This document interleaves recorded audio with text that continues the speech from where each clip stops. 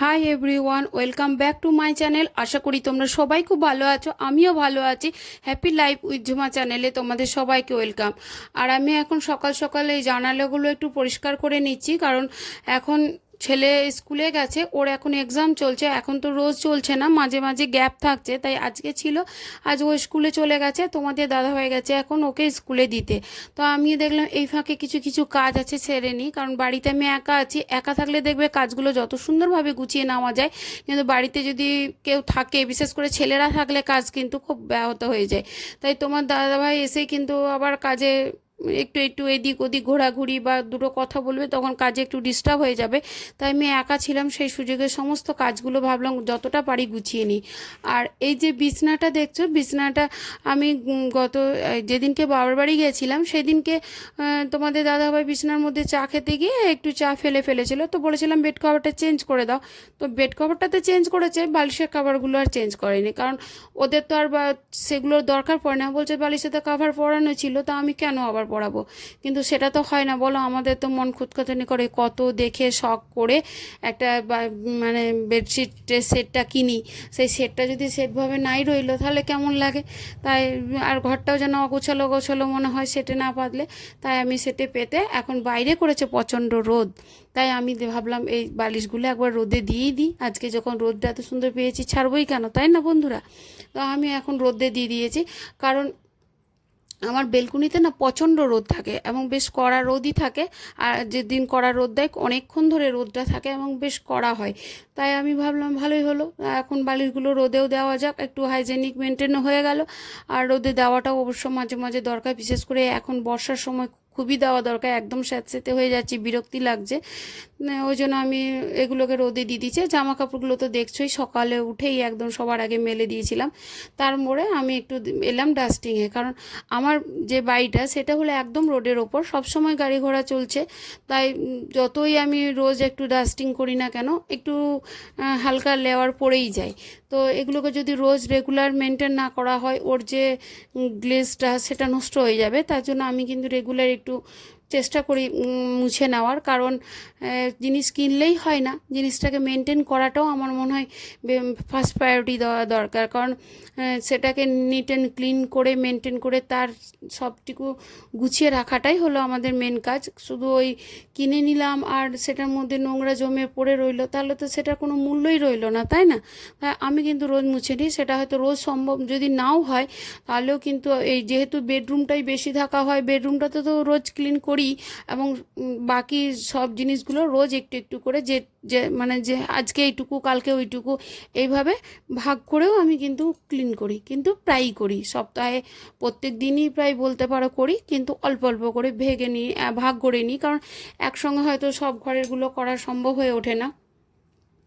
আর এই ফাঁকে আমি একটু বলে নিই যে আমাকে কমেন্ট করেছো তানিমা আক্তার। ও বলেছে যে দিদিভাই কেমন আছো? আমি ভালো আছি, তুমি কেমন আছো তানিয়া? ভালো আছো তো তানিমা? আর তুমি বলেছো আমার ভিডিওটি তোমার খুব ভালো লেগেছে। ধন্যবাদ তোমাকে আমার ভিডিওটি দেখার জন্য। আর আমি পারলে তোমারও একবার চ্যানেলে গিয়ে তোমার ভিডিওটি অবশ্যই দেখে আসবো। হ্যাঁ, আমার এখনও সেই সময়টা করে আসতে পারিনি। আর আকাশ মণ্ডল আমাকে আমার একটা ভিডিওতে আমার রাধা গোবিন্দকে প্রণাম জানিয়েছে। তো ধন্যবাদ ভাই তোমাকে, আমার ভিডিওটি তোমার দেখার জন্য। আর আমাকে করেছো অনুজ লাইফ আমাকে লিখেছে রাধা কৃষ্ণ রাধা রাধা রাধা অনুজ, তুমি ভালো থেকো। আর আমার ভিডিওটি দেখার জন্য তোমাকে অশেষ ধন্যবাদ। তো যারা যারা আমাকে এইভাবে ভালো কমেন্টগুলো করো, তাদের কমেন্টগুলো পড়ে আমার কিন্তু খুব ভালো লাগে। আমি বারবার তাদের কমেন্টগুলো দেখি এবং চেষ্টা করি তাদের চ্যানেলে গিয়ে তাদের কমেন্টগুলো মানে তাদের ভিডিওগুলো দেখার চেষ্টা করি। কারণ আমরা যদি একে অপরের সাথ দিই, তবেই তো না আমাদের চ্যানেলগুলো এগিয়ে যাবে বা আমরা কাজে উৎসাহ পাবো একে অপরে। এই যে সুন্দর কমেন্টগুলো যখন আসে, তখন আমাদের মনে হয় না যে ঠিক আমরা কাজে ঠিকঠাক করতে পারছি, আমাদের আরও এগিয়ে যাওয়া দরকার, আরও সময় দেওয়া দরকার, তাই না? তো এই ধরনের কমেন্টগুলো যখন আসে, সত্যি আমার খুব ভালো লাগে। আমার মনে হয় যেন আমি অনেক দূর থেকেও কোনো বন্ধুকে আমি আবার পেয়েছি। কারণ কাছের বন্ধুরা তো আছেই, আবার দূরের বন্ধুরাও যদি বন্ধু হয়ে যায়, তাহলে সত্যিই খুব ভালো লাগে। তো যাই হোক, এই সব করতে করতে আমার কাজগুলোও হয়ে গেছে। এখন ছেলের স্টাডি টেবিলটাও একটু গুছিয়ে নিলাম, কারণ ওর এখন এক্সাম চলছে, পড়াশুনো করে ও আর গুছিয়ে যেতে পারে না। আর আমিও ওকে আর চাপ দিই না, কারণ যতটা পারছি করে নিই, কারণ হোস্টেল চলে যাবে তখন তো আর সময় পাবো না, আর সেই সুযোগগুলো আর পাবো না। তাই যতক্ষণ পারছি ওর আমি যতটা পারি ওর যত্ন করতে করে নিই। তারপর বাইরেতে বেরিয়ে যাবে, তারপর পড়াশোনার চাপ, তারপর জবের মধ্যে বাইরে থাকা অনেকটাই, তারপরে আস্তে আস্তে আমাদেরও শরীর পড়ে যাবে, হয়তো অতটা যত্ন করতে পারবো না। আর এদিকে তোমাদের দাদাভাই এখন বাড়ি চলে এসেছে, আমাদের চা খাওয়াও হয়ে গেছে। সরি বন্ধুরা, তোমাদেরকে চাটা দেখাতে পারলাম না। আর এখন আমি ভাত বসিয়ে দিয়েছি, কারণ ছেলের তো এক্সাম চলছে, ও তো তাড়াতাড়ি বাড়ি চলে আসছে, মোটামুটি 12টার মধ্যে চলে আসছে, চান করতে করতে 12:30 হয়ে যাচ্ছে। তো ও আর ব্রেকফাস্ট করছে না, ও ডাইরেক্ট লাঞ্চ করে নিচ্ছে। ও বলছে মা এতক্ষণে আর ব্রেকফাস্ট করে তো লাভ হবে না, তাহলে আমি ডাইরেক্ট লাঞ্চ করে নেবো। ওই জন্য আমি একটু তাড়াহুড়ো করে রান্না করছি, যেহেতু ছেলে এসে খেয়ে নেবে। আজকে যে মাটন হবে আমার লাঞ্চে, তো মাটনটা কিভাবে বানাবো সেটা তোমরা দেখতে থাকো। আর মাটন যেহেতু হবে, সেহেতু আমাদের বাড়িতে কিন্তু আর কিছু লাগে না, একটা ভাজা বা সেদ্ধ কিছু হলেই চলে যায়। কিন্তু আমার করতে হয় এই জন্য, কারণ আমার ছেলে না মাছ বা মাটন কিছু খেতে চায় না, কি জানি কেন, ওর কোনো কিছুই ভালো লাগে না, ও শুধু ডিমটা খায়। এবার দেখো, ও যদি বা মাটনের একটু ঝোলটা নেবে, মাটন তো নেবেই না। তাহলে এবার আমরা কি করে মা বাবা হয়ে ওকে না খাইয়ে রাখি? তার জন্য ওর জন্য আবার ওর যেহেতু করলাও খাবে না, তাই ওর জন্য একটু বিনস আলু ভাজা করলাম, একটু বাঁধাকপি করলাম, আর একটু চাটনি করেছিলাম। আর মাটনের একটু ঝোলটা নেবে, তাহলে হয়ে যাবে। আর ডিম সেদ্ধ করে দিয়েছিলাম ওর জন্য। তো এই আমার রোজ কিছু না কিছু আলাদা করতে হয়। মাছ মাংস হলে আমার ছেলের জন্য আবার সব আলাদা আলাদা করে করে নিতে হয়, কারণ ও খেতে পারে না, ছোটো থেকে ও মাছ মাংস কিছুতেই চিবাতে পারে না, বলে আমার জন্য ঘেন্না আসে, ভালো লাগে না, কি জানি কেন ওর মনে হয়নি, আর আমরাও জোর করিনি। তবে ডিমটা খাই, তাও আবার কুসুমবাদ। ঘি, পনির এগুলো ভালোবাসে, এগুলো খাই।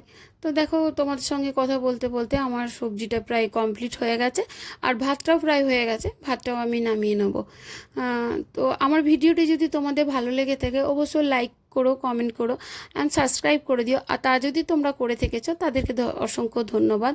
আর পারলে আমাকে অবশ্যই কমেন্টে জানিও আমার ভিডিওটি তোমাদের কেমন লেগেছে, বা আমার ভিডিওটি আমার কতটা সুন্দর হচ্ছে তোমাদের কাছে। তোমাদের যদি আরও কিছু অন্য কোনো কন্টেন্ট নিয়ে আমার ভিডিও দেখতে চাও, সেটাও তোমরা কমেন্টের মধ্যে জানিও, আমি চেষ্টা করব সেই কন্টেন্ট নিয়ে আমি ভিডিওটি বানাবার। আর তোমাদের মনের মতো একটা ভিডিও দেওয়ারও চেষ্টা করব। তো যদি ভালো লেগে থাকে, যারা সাবস্ক্রাইব করনি প্লিজ সাবস্ক্রাইব করে দিয়ে যেতে পারো। আর আমি এখন প্রায় সব রান্নাই কমপ্লিট, এখন আমি এবার মাটনের দিকে রেডি হয়ে গেছি, কারণ মাটনটা করব। আর মাটনটা ওই লোমাগুলো থাকে না, ওগুলো ভালো করে ছাড়িয়ে নিয়েছি, তারপর মাটনটা ভালো করে ক্লিন করে নিয়েছি। এবার তেল বসিয়ে দিয়েছি, কড়াইটা একটু ধুয়ে নিলাম, কারণ মাটনটা একটু ক্লিন কড়াই করতেই ভালো লাগে, তার জন্য আমি আরেকবার কড়াইটা ধুয়ে নিয়েছি। আর এর মধ্যে ওই আর আলু আর নুন হলুদ দিয়ে মাখিয়ে সেটাকে একটু তেলে ভেজে নিচ্ছি। আর বাঙালিদের মাটনে আলু হবে না, এটা কি হয় বলো? আলু তো লাগবেই, যেহেতু আমরা বাঙালি। তাই মাটনে একটু কর্তামশাইয়েরও অর্ডার ছিল যে একটু আলুটা প্রথমে তেলে ভেজে নিও তারপর। আর এই পাত্রটা হয়ে গেছিলো ছোট, তাই আমি একটা অন্য পাত্রে ঢেলে নিলাম, কারণ এর মধ্যে আছে মাটন আর কুচো পেঁয়াজ আর আদা রসুন আর কাঁচা লঙ্কা বাটা। কারণ আমি শুকনো লঙ্কা আমাদের বাড়িতে ইউজ হয় না, বা শুকনো লঙ্কার গুঁড়ো ইউজ হয় না, তাই আমি কাঁচা লঙ্কা দিয়ে মাটনটা করব। আর দিচ্ছি একটু হলুদ, নুন, আর দিয়েছিলাম মিট মশলা, কারণ এটাতে লঙ্কার গুঁড়ো, শুকনো লঙ্কার যে গুঁড়োটা হয় সেটাও দেওয়া যেতে পারে, যেহেতু আমরা খাই না তাই আমি আর দিইনি। আর দিয়েছিলাম একটু ধনে গুঁড়ো, আমি জিরে গুঁড়ো ইউজ করি না, কারণ এক জেঠিমার সঙ্গে পরিচয় হয়েছিল, তো সেই জেঠিমা আমাকে বলেছিল, সে কিন্তু খুব সেরা রাঁধুনি ছিল, মাটনে কিচ্ছু দিত না, শুধু ওই শুকনো লঙ্কা বাটা আর আদা রসুন পেঁয়াজ দিয়ে মাটন করতো। তো তার মানে স্বাদ আজও মুখে লেগে আছে। তো জেঠিমা বলেছিল যে পারলে একটু ধনে গুঁড়ো দিও, কিন্তু জিরে কখনো মাটনে দিও না, টেস্টটা নষ্ট করে দেয়। তো তখন থেকে আমি আর কিন্তু জিরে গুঁড়ো মাটনে দিই না। আর টমেটো দিতাম কিছুদিন আগে পর্যন্ত। আর সেদিনকে আমাদের ফ্ল্যাটে যে পিকনিকটা ছিল রাখির সময়, তো এক কাকু, উনিও বাঙাল, তো বাঙালদের রান্না তো সত্যি সুন্দর, ঘটিদের থেকে অনেকটাই সুন্দর হয়, এটা আমি মনে করি পার্সোনালি। তো ওই কাকু বলল যে না না না টমেটো দিও না, টমেটো দিলে ছিবড়া হয়ে যায়, মাংসটা একটু ছিবড়া ছিবড়া লাগে, ভালো লাগে না। তো দেখলাম হ্যাঁ সত্যি তো মাংসটা বেশ ভালোই নরম হয়েছিল, তার জন্য আমিও আর আজকে টমেটো দিইনি। তো মাংসটাকে ভালো করে মেখে নিলাম যাতে প্রত্যেকটা মানে পিসের মধ্যে মশলাটা ভালো করে মিশে যায়। আর বন্ধুরা তোমাদেরকে দেখাতে ভুলে গেছি যে যে আলুটা ভেজেছিলাম একটু বেশি করে তেল দিয়েছিলাম, ওই তেলটা এই মাটনের মধ্যে দিয়েছিলাম। তোমরা যদি আলু না ভাজো তাহলে তেলটা কিন্তু গরম করে নেবে, তারপর এই মাটনের সাথে দেবে। তারপর আমি করেছিলাম কি, এই যে তোমাদেরকে প্রথমে টাইটেলে বলেছিলাম যে হান্ডি মাটন বানাবো, তো এই মাটন হান্ডি, তো মাটন হান্ডি বানিয়েছি। আর মাটির হাঁড়িতে আজকে মাটনটা বানাবো। তো সব কিছু একসঙ্গে ভরে আমি মাটনটা দিয়ে সামান্য একটু গরম জল দিয়ে আমি বসিয়ে দিয়েছিলাম। জলটা বেশি দেওয়ার দরকার নেই, খুব সামান্য দিলেই হয়, কারণ ওই মাটনের জলেই হয়ে যায়। কিন্তু আমি মাঝখানে আরেকবার জল দিয়ে দিলাম খুলে, কারণ কি আমার লিডটা না, যে ঢাকনাটা ওটা কিন্তু খুব একটু ভালো ছিল না, ওই বাষ্পটা চারিদিকে বেরিয়ে যাচ্ছিলো। যদি ওটা লিডটা খুব ভালো হয় বা আটা বা ময়দা যদি মেখে গোল করে চারিদিকটা বন্ধ করে দেওয়া যায় তাহলে কিন্তু সুন্দরভাবে সেদ্ধ হয়ে যায়, তাহলে আর জল লাগে না। আমার কিন্তু বাষ্পটা বেরিয়ে যাচ্ছিলো বলে আমি আবার একটু জল দিয়ে দিয়েছিলাম। আর মাটন প্রায় আমার কমপ্লিট, একটু গরম মশলা ওপরে ছড়িয়ে দিয়েছিলাম, যেহেতু আমি গোটা গরম মশলা ইউজ করিনি। আর খুব সুন্দর সেদ্ধও হয়েছিল। তোমরাও বাড়িতে ট্রাই করে দেখতে পারো এবং ভালো লাগলে আমাকে কমেন্টে অবশ্যই জানিও। আমার কিন্তু মাটনটা খুব টেস্ট হয়েছিল আর খেয়েও খুব ভালো লেগেছিলো। আর এটা পুরো আমি টাইমটা লেগেছিল 1.5 ঘন্টা, কারণ 4 মিনিট আমি হাই ফ্লেমে দেওয়ার পর প্রায় বাকি সময়টা লো ফ্লেমে দিয়েই আস্তে আস্তে দিক দিক করে করেছিলাম, কারণ ধীরে রান্নার টেস্টই আলাদা। আর দেখা হবে তোমার।